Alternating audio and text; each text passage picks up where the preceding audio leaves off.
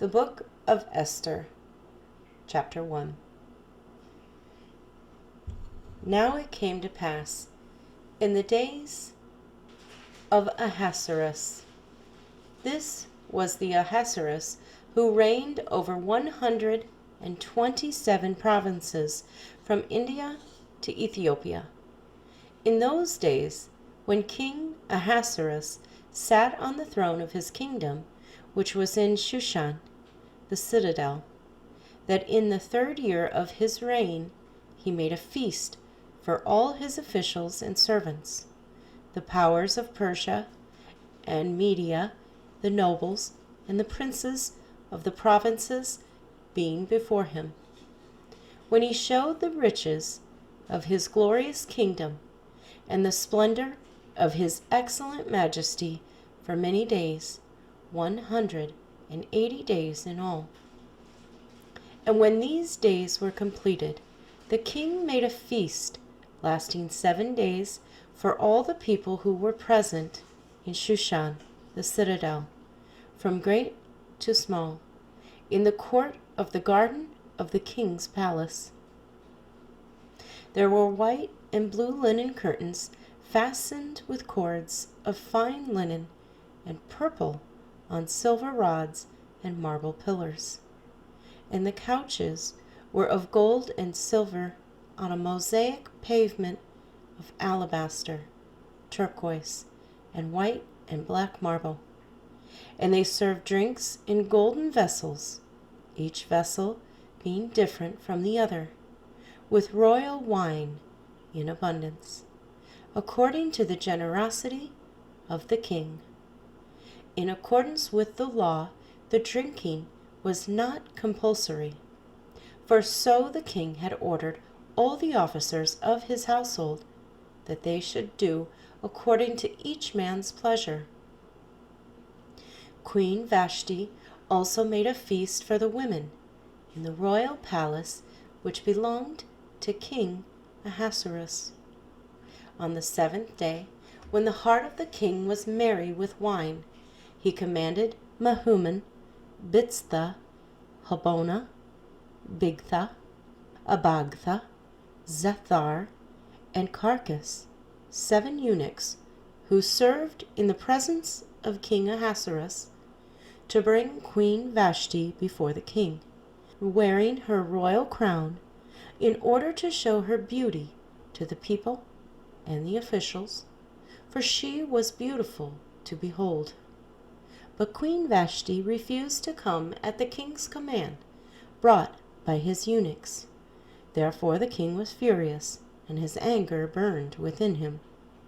Then the king said to the wise men who understood the times, for this was the king's manner toward all who knew law and justice, those closest to him being Karshena, Shethar, Admatha, Tarshish, Merez, Marsena, and Memucan,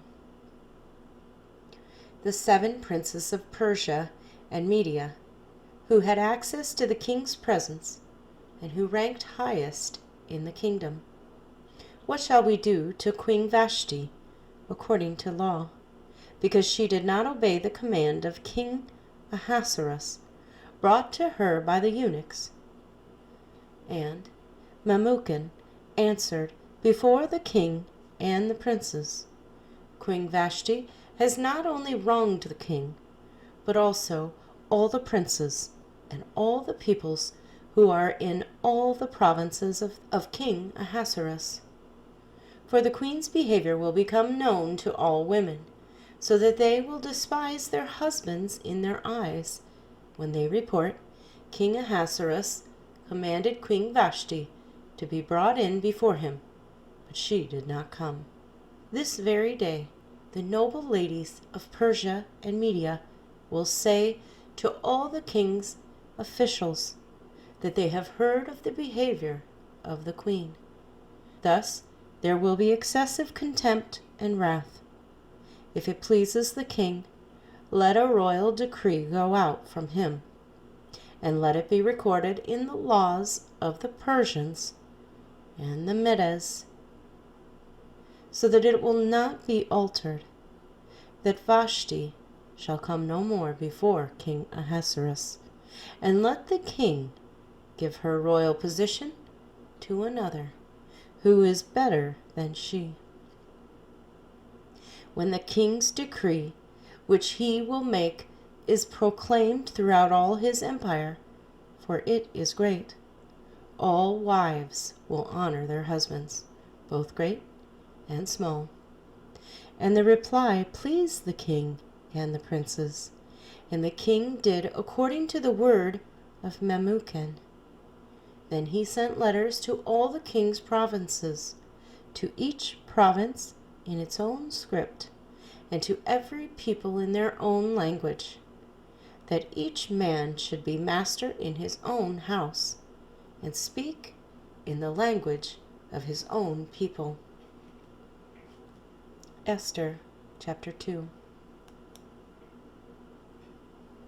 After these things, when the wrath of King Ahasuerus subsided, he remembered Vashti, what she had done, and what had been decreed against her.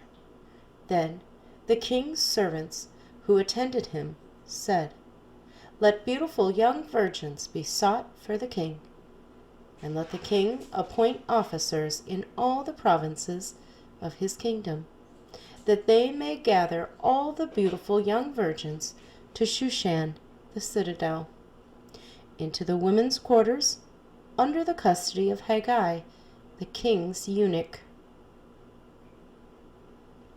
custodian of the women. And let beauty preparations be given them. Then let the young woman who pleases the king be queen instead of Vashti. This thing pleased the king, and he did so.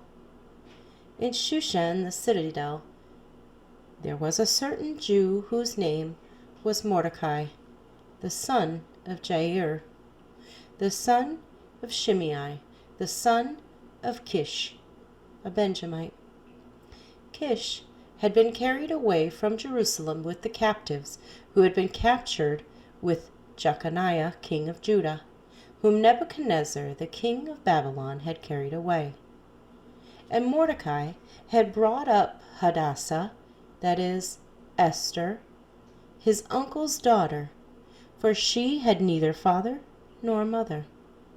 The young woman was lovely and beautiful. When her father and mother died, Mordecai took her as his own daughter. So it was, when the king's command and decree were heard, and when many young women were gathered at Shushan the citadel, under the custody of Haggai, that Esther also was taken to the king's palace, into the care of Haggai, the custodian of the women. Now the young woman pleased him, and she obtained his favor. So he readily gave beauty preparations to her, besides her allowance. Then 7 choice maidservants were provided for her from the king's palace, and he moved her and her maidservants to the best place in the house of the women. Esther had not revealed her people or family, for Mordecai had charged her not to reveal it. And every day Mordecai paced in front of the court of the women's quarters to learn of Esther's welfare and what was happening to her. Each young woman's turn came to go in to King Ahasuerus after she had completed 12 months' preparation, according to the regulations for the women. For thus were the days of their preparation apportioned: 6 months with oil of myrrh, and 6 months with perfumes, and preparations for beautifying women. Thus prepared, each young woman went to the king, and she was given whatever she desired to take with her from the women's quarters to the king's palace. In the evening she went, and in the morning she returned to the second house of the women, to the custody of Shashgaz. the king's eunuch, who kept the concubines. She would not go in to the king again until the king delighted in her and called for her by name. Now, when the turn came for Esther, the daughter of Abihail, the uncle of Mordecai, who had taken her as his daughter, to go in to the king, she requested nothing but what Haggai the king's eunuch, the custodian of the women, advised. And Esther obtained favor in the sight of all who saw her. So Esther was taken to King Ahasuerus into his royal palace in the 10th month, which is the month of Tebeth, in the 7th year of his reign. The king loved Esther more than all other women, and she obtained grace and favor in his sight more than all the virgins. So he set the royal crown upon her head and made her queen instead of Vashti. Then the king made a great feast, the feast of Esther, for all his officials and servants. And he proclaimed a holiday in the provinces and gave gifts according to the generosity of a king. When virgins were gathered together a second time, Mordecai sat within the king's gate. Now Esther had not revealed her family and her people, just as Mordecai had charged her. For Esther obeyed the command of Mordecai, as when she was brought up by him. In those days, while Mordecai sat with the king's gate, 2 of the king's eunuchs, Bigthan and Teresh, doorkeepers, became furious and sought to lay hands on King Ahasuerus. So the matter became known to Mordecai, who told Queen Esther, and Esther informed the king in Mordecai's name. And when an inquiry was made into the matter, it was confirmed, and both were hanged on a gallows. And it was written in the book of the Chronicles in the presence of the king. Esther, chapter 3. After these things, King Ahasuerus promoted Haman, the son of Hammedatha, and the Agagite, and advanced him and set his seat above all the princes who were with him. And all the king's servants who were within the gate bowed and paid homage to Haman. For so the king had commanded concerning him. But Mordecai would not bow or pay homage. Then the king's servants who were within the king's gate said to Mordecai, "Why do you transgress the king's command?" Now it happened, when they spoke to him daily, and he would not listen to them, that they told it to Haman, to see whether Mordecai's words would stand. For Mordecai had told them that he was a Jew. When Haman saw that Mordecai did not bow and pay homage, Haman was filled with wrath. But he disdained to lay hands on Mordecai alone, for they had told him of the people of Mordecai. Instead, Haman sought to destroy all the Jews who were throughout the whole kingdom of Ahasuerus, the people of Mordecai. In the 1st month, which is the month of Nisan, in the 12th year of King Ahasuerus, they cast pur, that is, the lot, before Haman to determine the day and the month until it fell on the 12th month, which is the month of Adar. Then Haman said to King Ahasuerus, "There is a certain people scattered and dispersed among the people in all the provinces of your kingdom. Their laws are different from all other peoples, and they do not keep the king's laws. Therefore, it is not fitting for the king to let them remain. If it pleases the king, let a decree be written that they be destroyed, and I will pay 10,000 talents of silver into the hands of those who do the work, to bring it into the king's treasuries." So the king took his signet ring from his hand and gave it to Haman, the son Hammedatha, the Agagite, the enemy of the Jews. And the king said to Haman, "The money and the people are given to you, to do with them as seems good to you." Then the king's scribes were called on the 13th day of the first month, and a decree was written according to all that Haman commanded, to the king's satraps, to the governors who were over each province, to the officials of all people, to the officials of all people, to every province according to its script, and to every people in their language.